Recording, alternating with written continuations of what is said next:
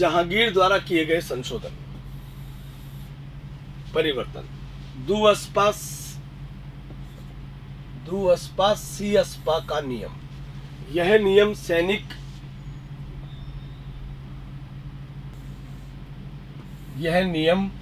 सवार संख्या को प्रभावित करता था। जिस अधिकारी को यह उपाधि दी जाती थी उसे उसकी निर्धारित सवार संख्या से दुगने घुड़सवार अपनी सेना में रखने होते थे। ठीक है ना, बचा लिया। सवार जितने थे, ये तो था जहांगीर का नियम। शाहजहां के द्वारा किया गया संशोधन। पहला संशोधन तो क्या था? 1/2 1/4 का नियम। 1/2 1/4 का 1/2 1/4 का नियम। इस नियम के अनुसार शाहजहां ने सैनिकों की संख्या में कटौती की थी। इसके अनुसार जिस मनसबदार की नियुक्ति उसके मूल प्रांत में होगी वह निर्धारित सवार संख्या के आधे घुड़सवार रखेगा, और यदि नियुक्ति अन्य प्रांत में है तो वह 1/4 घुड़सवार रखेगा। यानी घुड़सवारों की संख्या में क्या कर दी गई? कटौती की। महीना कटौती का नियम। इस नियम के अंतर्गत मनसबदारों की जात संख्या घटाए बिना उसके वेतन महीनों में कटौती कर देगी। ठीक है ना। अब बात आ रहा है औरंगजेब ने क्या संशोधन किए थे। ध्यान रखना, औरंगजेब के समय स्थिति ज्यादा खराब हो गई थी, क्योंकि औरंगजेब के समय अचानक विद्रोहों की संख्या बहुत ज्यादा हो गई थी। औरंगजेब की धार्मिक जो नीतियां थी, इस नीतियों से जगह जगह पर विद्रोह हो रहे थे हैं, और उन विद्रोहों को दबाने के लिए मनसबदारों को भेजा जा रहा था। और विद्रोह कई जगह तो इतने ज्यादा हो रहे थे कि उनको ज्यादा सैनिकों की आवश्यकता पड़ रही थी मनसबदारों को। अब एक नियम मैंने आपको बताया था कि अकबर ने एक नियम बनाया था स्पष्ट रूप से कि किसी भी हालत में सवार संख्या जात संख्या से ज्यादा नहीं हो सकती है। ठीक है ना। अब कई बार ऐसी प्रॉब्लम आ रही थी कि जैसे किसी अधिकारी की कोई मनसबदार है, उसकी जो जात संख्या है वो 5000 है। लक्षा को ले लो अपने, तो लक्षा जो है इसकी सवार संख्या कितनी, इसकी जात संख्या कितनी है? 5000 है। ठीक है, जात संख्या कितनी है?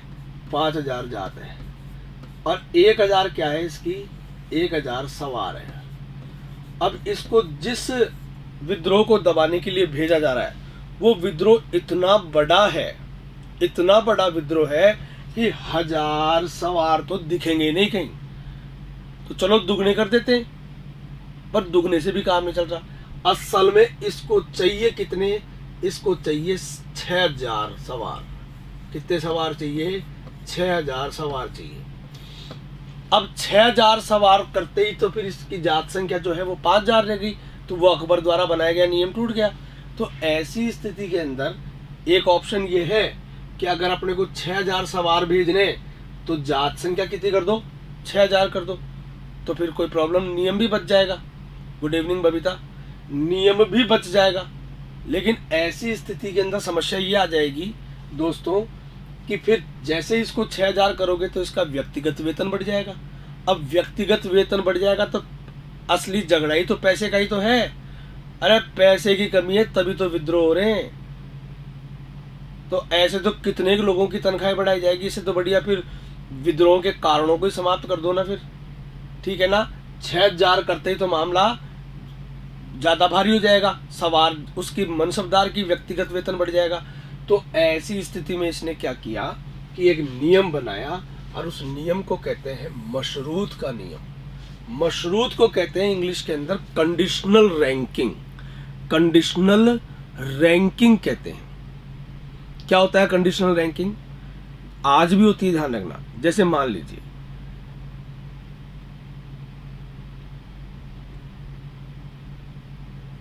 यूक्रेन,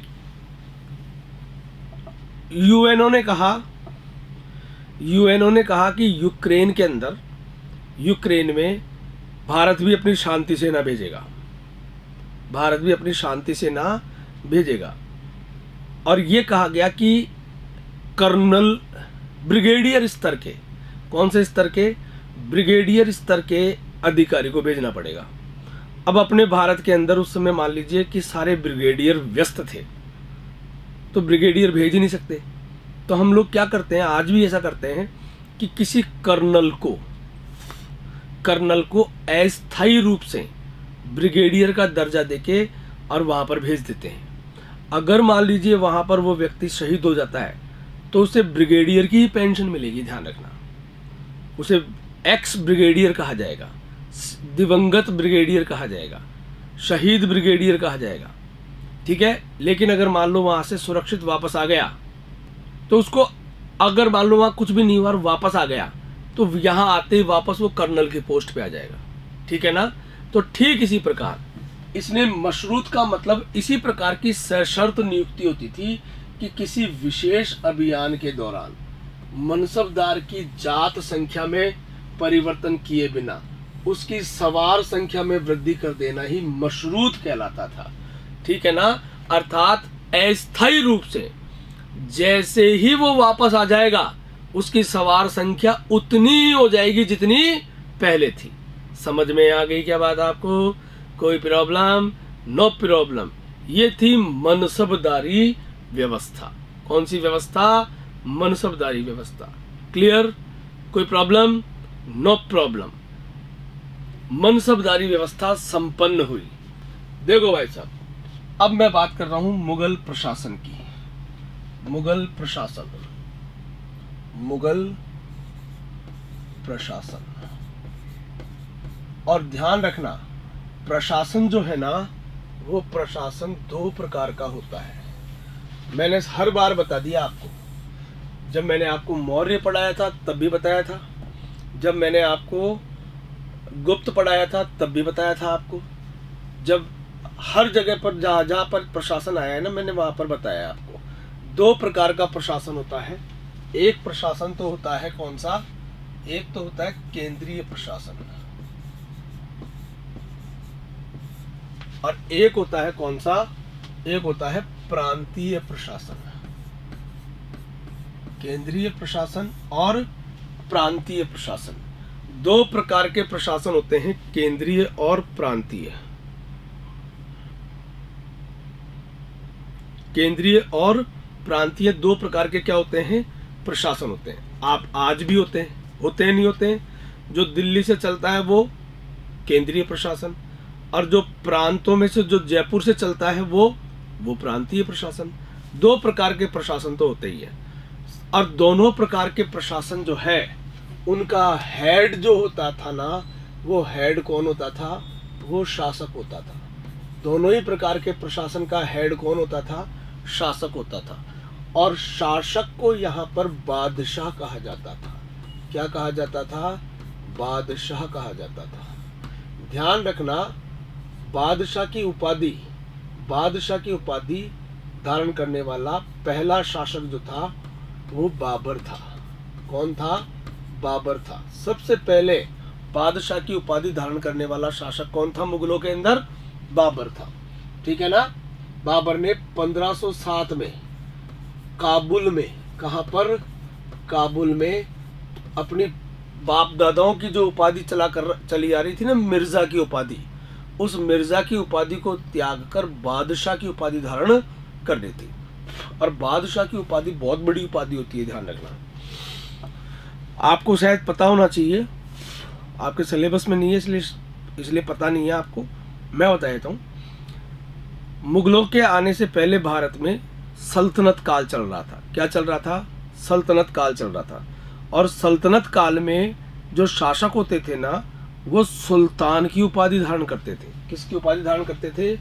सल्तनत कालीन शासक जो है वो सुल्तान की उपाधि धारण करते थे, सुल्तान की उपाधि। जबकि मुगल कालीन जो शासक थे वो बादशाह की उपाधि धारण करते थे, बादशाह की उपाधि धारण करते थे। दोनों उपाधियों में अंतर था, अंतर है, बहुत बड़ा अंतर है। क्या अंतर है समझना। बादशाह का मतलब होता है सर्वोच्च शासक। बादशाह का मतलब क्या होता है? सर्वोच्च और समप्रभु शासक। सर्वोच्च और समप्रभु शासक। बादशाह का मतलब होता है सर्वोच्च और संप्रभु शासक। समझ में आ रही बात आपको? सर्वोच्च और संप्रभु शासक को ही बादशाह कहा जाता है, ठीक है ना। सर्वोच्च और संप्रभु शासक यानी जिसके ऊपर कोई शासक ना हो उसी को क्या कहा जाता है? संप्रभु शासक, या और इसी को फारसी भाषा में बादशाह की उपाधि धारण करते थे। जबकि जो सुल्तान होते थे ना, वो सुल्तान अपने से ऊपर खलीफा को मानते थे। किसको मानते थे? खलीफा को मानते थे। खलीफा संपूर्ण मुस्लिम साम्राज्य का सबसे बड़ा शासक होता था, ये होता था बादशाह, ठीक है। और बाकी सब सुल्तान होते थे, और सुल्तान को अपने आप को शासक सिद्ध करने के लिए मान्यता लेनी पड़ती थी। किससे? खलीफा से, ठीक है ना। हालांकि ये सिर्फ नाम मात्र की मान्यता होती थी। ये जो खलीफा होता था ना, ये खलीफा कभी भी खलीफा आके और दिल्ली में या जयपुर में आके चेक नहीं करता था कि सुल्तान शासक कैसा शासन कर रहा है, लेकिन फिर भी सुल्तान नाम मात्र के लिए ही सही अपने आप को खलीफा का प्रतिनिधि मानता था। क्या मानता था? खलीफा का प्रतिनिधि मानता था। अर्थात सुल्तान जो है एक संप्रभु शासक का पद नहीं था। समझ में आ रही बात? क्योंकि सुल्तान के ऊपर कौन होता था? खलीफा। सबसे पहली बार बाबर ने काबुल के अंदर 1507 में ये सिद्ध किया था, ये कहा था स्पष्ट रूप से, ये उपाधि धारण करके, बादशाह की उपाधि धारण करके ये स्पष्ट रूप से सूचित कर दिया था कि मेरे राज्य में मैं ही सर्वोच्च हूं। मैं किसी भी खलीफा को अपना शासक नहीं मानता, और ना ही मैं किसी खलीफा से, ना तो मुझे ये राज्य किसी खलीफा ने दिया है और ना मुझे किसी खलीफा से किसी प्रकार की अनुमति की आवश्यकता है, मान्यता पत्र की आवश्यकता है। इसलिए सबसे पहले बाबर ने, फिर बाबर के बाद में जितने भी शासक आए मुगलों के, सब ने बादशाह की उपाधि धारण की थी। समझ में आ गया क्या? कोई प्रॉब्लम? बोलो। Very good. तो यहां पर तुम्हें बात समझ में आ गई। अब ढंग से समझना। यहां पर इसका मतलब एक और खास बात समझना कि एक स्पष्ट नियम था, बिल्कुल वही केंद्रीकृत व्यवस्था थी। कौन सी व्यवस्था थी? मुगल प्रशासन शुद्ध केंद्रीकृत था। और केंद्रीकृत होने का मतलब क्या है? केंद्रीकृत होने का मतलब है कि कोई भी अधिकारी, सभी अधिकारियों की नियुक्ति शासक के द्वारा ही की जाती थी। ये है खास बात। वही मौर्यों के समान सभी अधिकारियों की नियुक्ति किसके द्वारा की जाएगी? केवल शासक के द्वारा की जाएगी। इतना ऊंचा पद बना दिया बादशाह का, इतनी ऊंची गरिमा स्थापित कर दी अकबर ने। बादशाह के पद को इतना गौरवमय बना दिया, इतना महत्वपूर्ण बना दिया कि कोई भी बड़ा से बड़ा अधिकारी भी कभी ये सोच नहीं सकता था कि मैं भी कभी बादशाह बन सकता हूं क्या। समझ में आ रही बात? इसीलिए पूरे मुगल काल के अंदर शहजादों के अलावा किसी ने भी राजगद्दी पाने के लिए विद्रोह नहीं किया था। क्यों? इस सबसे बड़ा कारण यही था कि अकबर ने बादशाह के पद को इतना गौरवशाली बना दिया कि आम आदमी सोच ही नहीं सकता था। वो यही मानता था कि बस इस गद्दी पे तो मुगल ही बैठेगा और कोई नहीं बैठेगा। हिम्मत ही नहीं थी सोचने की। समझ में आ रही बात आपको? तो शुद्ध केंद्रीकृत था। तो बहुत सारे केंद्रीय अधिकारी भी होते थे। किन की बात कर रहा हूं मैं अब? केंद्रीय अधिकारियों की बात कर रहा हूं।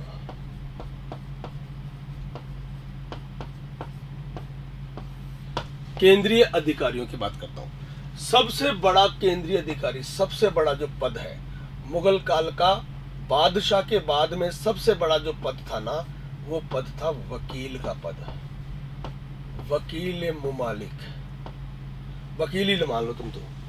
वकील ए मुमालिक या वकील सबसे बड़ा पद था। ध्यान रखना, सबसे बड़ा पद था। क्या काम करता था ये काम करता था कि शासक की अनुपस्थिति में, बादशाह की अनुपस्थिति में, अगर बादशाह उपलब्ध नहीं है, बादशाह की अनुपस्थिति में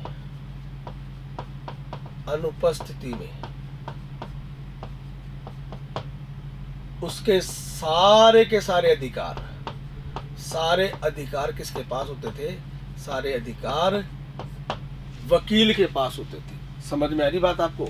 और सबसे पहले वकील का जो पद है वो अकबर ने, वकील का पद सबसे पहले अकबर ने बैरम खां को दिया था। किसको दिया था? बैरम खां को दिया था, क्योंकि अकबर छोटा था उस समय। 1556 के अंदर जब अकबर शासक बना था ना, तब मात्र 14 साल और कुछ महीने का था।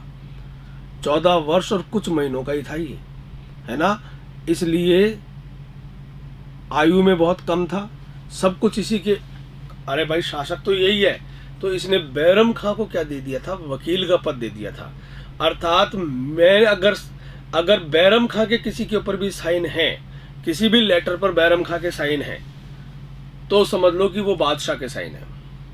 अर्थात बादशाह अगर नहीं है तो बादशाह के सारे अधिकार, सारे के सारे कर्तव्य, सब कुछ जिस अधिकारी के हाथों में आ जाते थे, उस अधिकारी को ही क्या कहा जाता था? वकील कहा जाता था। समझ में आ गया क्या? कोई प्रॉब्लम? No problem. लेकिन भाई साहब ये इतना इंपॉर्टेंट पद था, आप खुद ही सोच के देखो, बहुत इंपॉर्टेंट पद था। एक तरीके से देखा जाए तो पावर ऑफ अटर्नी है ये।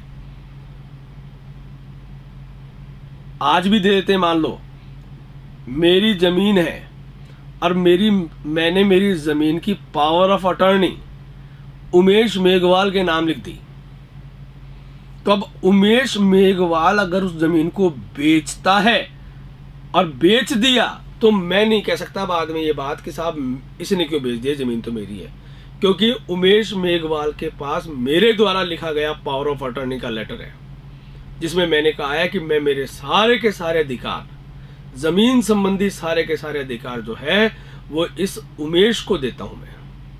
समझ में आ रही बात आपको? तो इसे कहते, अब इतना बड़ा अधिकार तो मैं तभी दे सकता हूं जब उमेश मेरा बहुत ही खास आदमी हो, जब मैं ये विश्वास करूं कि उमेश मुझे कभी धोखा नहीं देगा, कभी भी धोखा नहीं देगा, तब जाके मैं इतना बड़ा काम कर सकता हूं कि मैं पावर ऑफ अटर्नी, मेरी जमीन की पावर ऑफ अटर्नी मैं उमेश को बेच दूं, उमेश को दे दूं। समझ में आ गई बात आपको? तो ये पद इतना इंपॉर्टेंट था कि शुरुआत के 100 सालों के अंदर मात्र 30 वर्ष तक ये पद जो है मात्र 30 वर्ष ही भरा रहा था। 100 सालों में सिर्फ 30 वर्ष, 100 सालों में कितने वर्ष? 100 सालों में मात्र 30 वर्ष। मुगलों के 100 साल के अंदर सिर्फ 30 वर्ष ही इस पद पर कोई न कोई अधिकारी बैठा था, अदरवाइज ये पद खाली ही रहा था। समझ में आ रही बात? इसके अलावा कुछ और अधिकारी भी थे, जैसे एक अधिकारी होता था जिसको नाम था, जिसे कहते थे वजीर। वजीर एक तरीके से प्रधानमंत्री होता था। क्या होता था? प्रधानमंत्री होता था वजीर। एक अधिकारी होता था जिसे कहा जाता था मीर बख्शी। मीर बख्शी जो था ना, वो मीर बख्शी वास्तव में मीर बख्शी जो था वो मुख्य सेनापति होता था। क्या होता था? मुख्य सेनापति होता था। और मुख्य सेनापति तो होता ही था, साथ में मनसबदारों का, सभी मनसबदारों का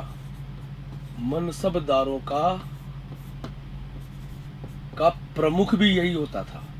मनसबदारों का प्रमुख भी कौन होता था? मीर बख्शी ही होता था। किसी भी मनसबदार की नियुक्ति जो है वो नियुक्ति तो बादशाह करता था, लेकिन किसकी सलाह पर करता था? इस मीर बख्शी की सलाह पर करता था। किसी भी मनसबदार को वेतन तब तक नहीं मिलता था जब तक कि उसके वेतन बिल पर मीर बख्शी के साइन नहीं हो जाते थे, तब तक उसको खजाने से तनख्वाह नहीं मिलती थी। समझ में आ रही बात आपको? इतना बड़ा पद था कौन सा? मीर बख्शी का। एक पद था नंबर 4, एक पद था जिसे कहा जाता था शाही दीवान। शाही दीवान वास्तव में वित्त मंत्री होता था। क्या होता था? वित्त मंत्री होता था। सारे साम्राज्य का आय और व्यय का ब्यौरा, सारे साम्राज्य का आय और व्यय का ब्यौरा जिस अधिकारी के पास होता था वो कौन होता था? शाही दीवान होता था। एक और अधिकारी होता था, वो अधिकारी को कहते थे सद्र उस सुदूर। सद्र उस सुदूर। और सद्र उस सुदूर कौन होता था? ये धर्म विभाग का अधिकारी होता था। कौन से विभाग का? धर्म विभाग का अधिकारी होता था। सद्र उस सुदूर धर्म विभाग का अधिकारी होता था।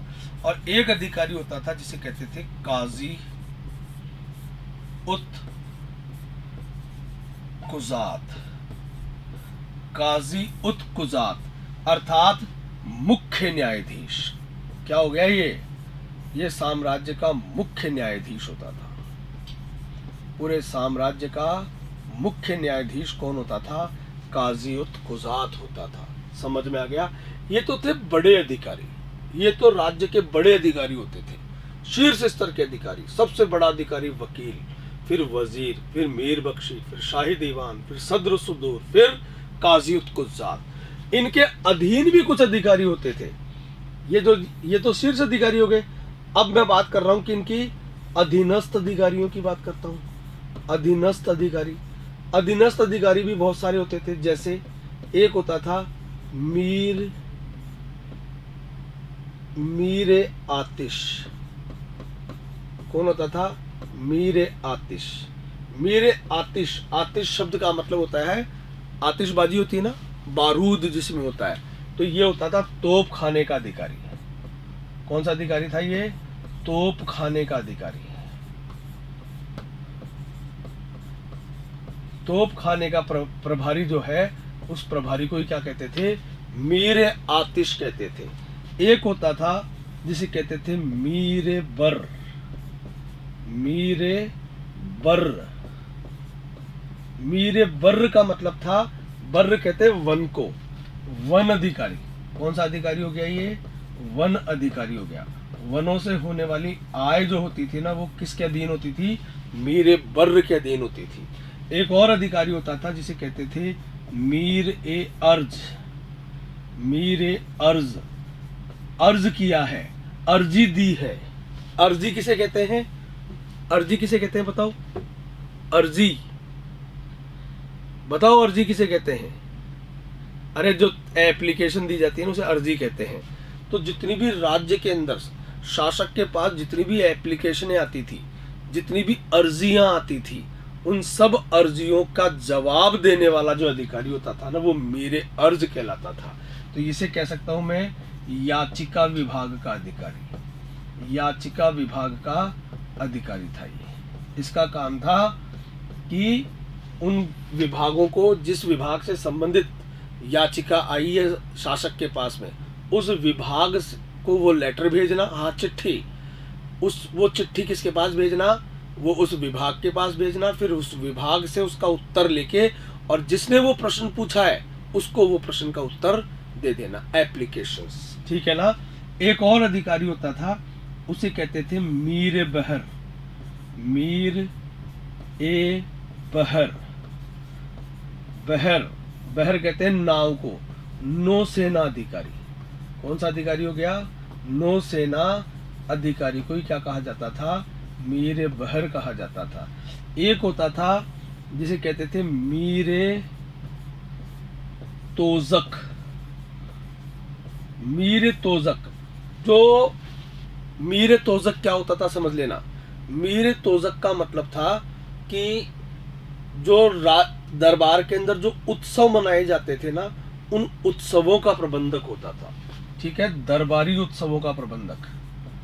दरबारी उत्सवों का प्रबंधक, जो उत्सव मनाए जाते थे, उन उत्सवों का प्रबंधक जो होता था ना, वो प्रबंधक क्या कहलाता था? मीर तोजक कहलाता था। ठीक है? इसके अलावा एक और अधिकारी होता था जिसे कहते थे मीर ए बयूतात। मीर ए बयूतात, ये शाही जो कारखाने होते थे ना, शाही कारखाने, उन शाही कारखानों का अधिकारी होता था।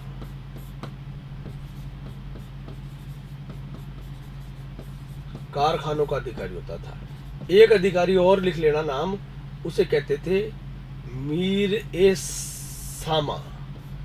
मीर ए सामा। सामा, सामा शब्द का मतलब है सामान। सामा का मतलब सामान, अर्थात महल का प्रबंधक होता था ये। किसका प्रबंधक था ये? महल का प्रबंधक होता था। महल के अंदर जितनी भी वस्तुएं, जिन भी वस्तुओं की आवश्यकता होती थी, उन वस्तुओं की आपूर्ति करने वाला अधिकारी कौन होता था? मीर सामा कहा जाता था। शाही रसोई का अधिकारी भी यही होता था। इसी की देखरेख के अंदर बादशाह और परिवार का खाना बनता था। बहुत इंपॉर्टेंट पोस्ट की, ध्यान रखना ये, ठीक है ना।